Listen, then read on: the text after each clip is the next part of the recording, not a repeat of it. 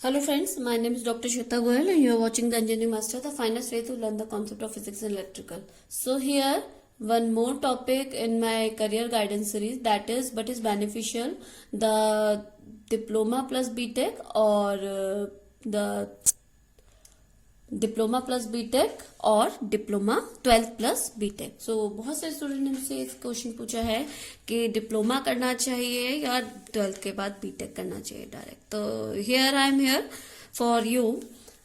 देखिए, मैं आपको दोनों के ही प्रॉस और कॉन्सिनेंस आपको बताऊंगी।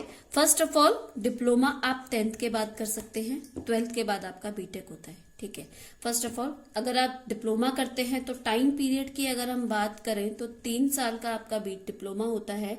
उस 3 साल के बाद आपको प्लस लेटरल एंट्री में 3 इयर्स बीटेक करना पड़ता है, तो टोटल आपके 6 ईयर लग गए।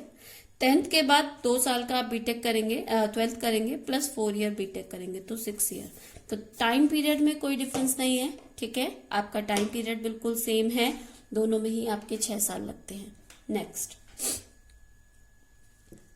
अगर हम बात करें जॉब अपॉर्चुनिटी की, ठीक है, जॉब अपॉर्चुनिटी की अगर हम बात करें तो डिप्लोमा के बाद आप पे ऑप्शंस होते हैं जॉब के। ठीक है, एज अ सुपरवाइजर और we can say as a JE junior engineer. 12th के बाद आपके पास जॉब अपॉर्चुनिटी बहुत कम होती है। अगर आप चाहते हैं, आप 12th के बाद जॉब करना चाहते हैं, आगे पढ़ना नहीं चाहते, तो आपकी जॉब अपॉर्चुनिटी बहुत कम होती है। अल्टील अनलेस आपके पास कोई ज्यादा अच्छी नॉलेज नहीं है। तो अगर आपके पास बहुत अच्छी नॉलेज है तो you can go anywhere, exceptions are always there. But अब मैं ऑर्डिनरी एक एवरेज स्टूडेंट की बात करूंगी तो जॉब में आपके पास ज्यादा ऑप्शंस नहीं होते हैं। ठीक है, आफ्टर 12th आपको ऑफिस जॉब मिल सकती हैं। लाइक अगर आपको कंप्यूटर बहुत अच्छा आता है तो आप डेटा एंट्री की जॉब कर सकते हैं। लाइक आपका पैकेज भी आपको 5 to 10,000 से ज्यादा नहीं मिल सकता, ये भी बहुत ज्यादा बोल रही हूँ। 12th के बाद 10,000 मिलना। अगर आप डिप्लोमा जाते हैं, डिप्लोमा में एज अ जेई आप अप्लाई करते हैं कहीं पर, तो आपको 12 to 15,000 स्टार्टिंग मिल जाता है। ठीक है, और आजकल तो डिप्लोमा के लिए कैंपस प्लेसमेंट भी होता है, तो वहां पे भी आपको अच्छा 12 to 15,000 आपको मिल जाता है स्टार्टिंग। और आप लोग एलिजिबल होते हैं स्टेट जेई एग्जाम के लिए। ठीक है, आपके जो स्टेट के जेई एग्जाम होते हैं, जूनियर इंजीनियर के एग्जाम होते हैं, आपके पावर सिस्टम में बहुत ज्यादा पावर में निकलते हैं आपके एग्जाम्स। आपके पावर ग्रिड में हो गया, आपके बहुत सारी जगह निकलते हैं जेई के एग्जाम। आपके डीआरडीओ वगैरह में diploma, as a diploma holder, और इलेक्ट्रिकल में तो बहुत ही सारी पोस्ट है, इलेक्ट्रिकल और मैकेनिकल में तो बहुत सारी पोस्ट है आपकी एज अ डिप्लोमा निकलती है। ठीक है, तो आप जेई के लिए एलिजिबल होते हैं, और if you can crack that और you can able to get the JE job. और अगर आप स्टेट जेई में, ये मैंने प्राइवेट की बात की, अगर आप स्टेट जेई में अगर आप जाते हैं तो आपको 25 to 40,000 तक का पैकेज आपको मिलता है। अराउंड 40,000, 25 तो बहुत कम है, 40,000 आप लगा के चलिए, आपको स्टार्टिंग 40,000 से होता है आफ्टर डिप्लोमा। 12th के बाद आपके पास ऑप्शन नहीं है, आप केवल जॉब कर सकते हैं। Now one more important topic, career. ठीक है, डिप्लोमा के बाद आप बीटेक कर सकते हैं। आप बीटेक में किसी भी प्राइवेट कॉलेज से या किसी भी गवर्नमेंट कॉलेज से, अगर आप किसी भी गवर्नमेंट कॉलेज से करेंगे तो आपको फर्स्ट ईयर दोबारा करना पड़ेगा। डिप्लोमा में अगर आप किसी एनआईटी या आईआईटी की बात करते हैं तो वहां पे आपको लेटरल एंट्री नहीं मिलेगी। ठीक है, आपको एक एग्जाम क्लियर करना पड़ेगा, that is joint entrance exam of polytechnic, that is for entrance exam. आपका एक एग्जाम होता है LEEP।